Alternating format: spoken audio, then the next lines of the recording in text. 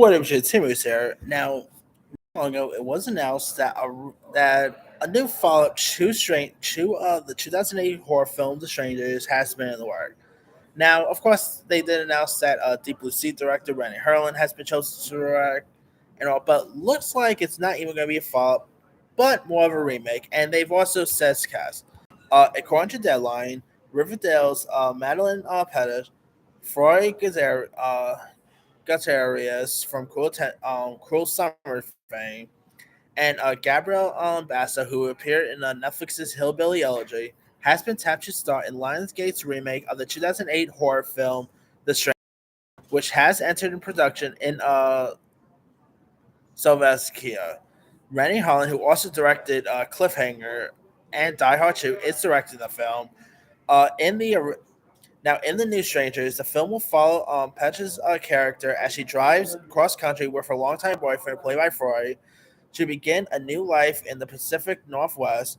When their car breaks down in Venice, Oregon, they're forced to spend the night in a secluded Airbnb where they are terrorized from dusk till dawn by three masked strangers. Lionsgate plans from there to expand the story in new and unexpected ways with its sequels. The film is set to be written by due date writers Aaron R. Cohen and Alan R. Freeman, and is set to premiere sometime next year. I mean, The Stranger is like, which actually is based on a true story, believe it or not, is so insane. I mean, it's definitely really cool, like, home invasion based movie that had Liv Tyler and Scott Spearman in it.